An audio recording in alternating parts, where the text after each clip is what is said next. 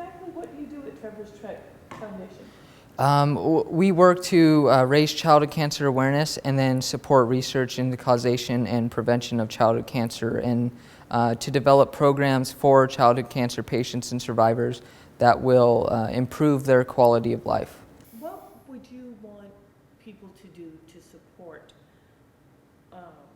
the bill? What's the action that's going to make this happen versus not happen? How can people best move the needle? Well, one thing I've learned over the years about working with the government and with legislation is that to get support and to get something moving and passed, we really need to generate the support on the grassroots level, get the communities involved, get the individuals of this country involved, the ones who will really be affected by change in the government and what they decide on. So we need the individuals and the communities to show their support, to write in to, even on our foundation, Trevor's Truck Foundation, to sign petitions and show their support for this legislation, because it's going to take the masses to show that the majority wants this done. And that's really why the government is here, to serve the people and to protect the citizens of this country. And this is common sense legislation, that necessary TSCA reform that will do just that and will protect this country, protect the communities, and protect the children. So we need to see that grassroots support. And where do you see the greatest resistance to this bill?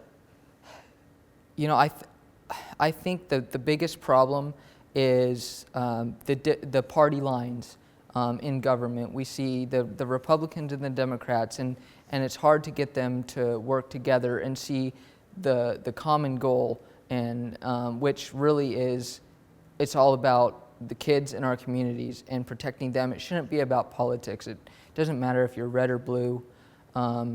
It should be what's best for this country. And I think that's the biggest problem, biggest opposition, is the difficulty that the parties have to work together. And I think for situations like this, for moving our country forward in a positive, healthy way, they need to forget about their differences for a little bit and come together to draft, create, and pass meaningful legislation. How important is it to have human faces on these bills?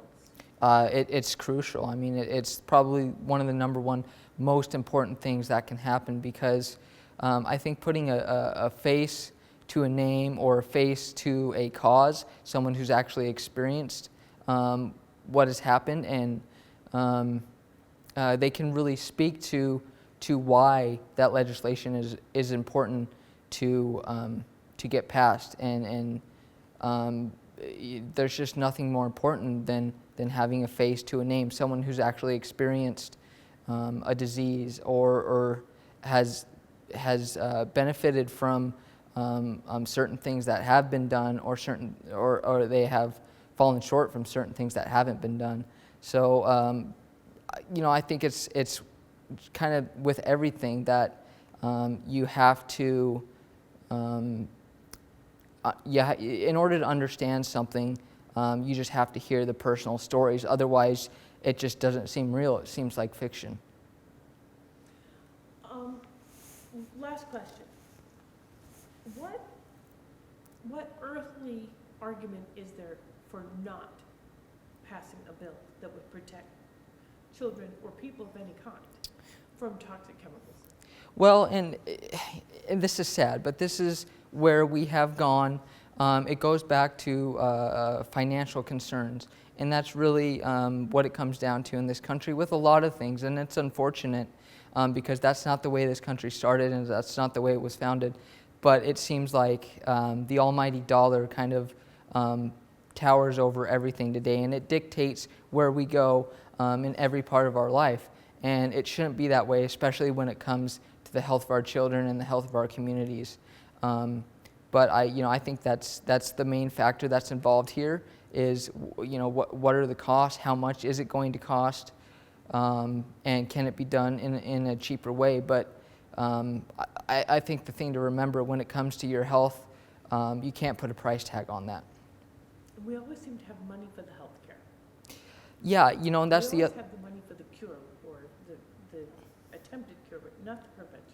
Well, yeah, that's the thing. I mean, you know, I think we can prevent a lot of costs too if we look into what is causing so many diseases and illnesses in our community. Because if we work to clean up our environment and create a landscape where our citizens are less exposed to harmful substances in the environment, then that will mean that less people are going to the doctors, going to the hospitals, and the healthcare costs will go down ultimately.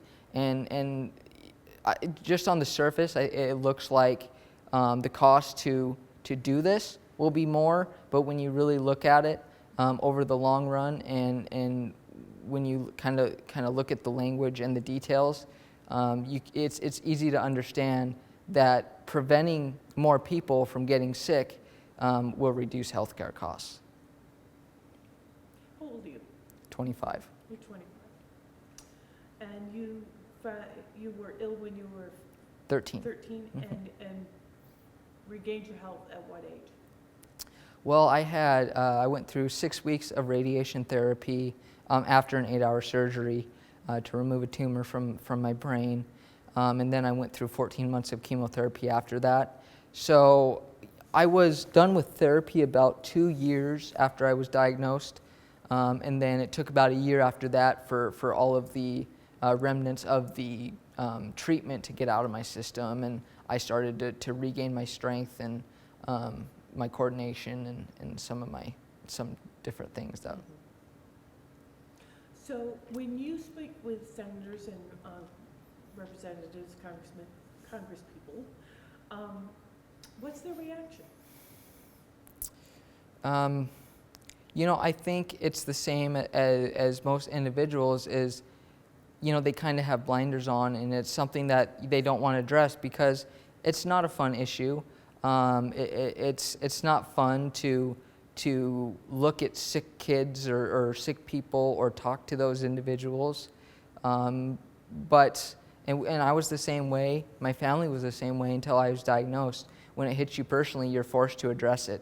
And so I think that's the attitude of most senators and congressmen when you talk to them, is it's something that they just don't want to think about. But but eventually they'll have to think about it because someone in their family will be affected. And that goes for everyone in this country, and that's why we're doing what we're doing, to try to prevent that from happening in the first place. So I think we just, we get a lot of opposition, but I think we just got to keep moving forward and just kind of let the negative remarks kind of bounce off of us and just keep moving, because eventually we will get through to them. I have to be persistent.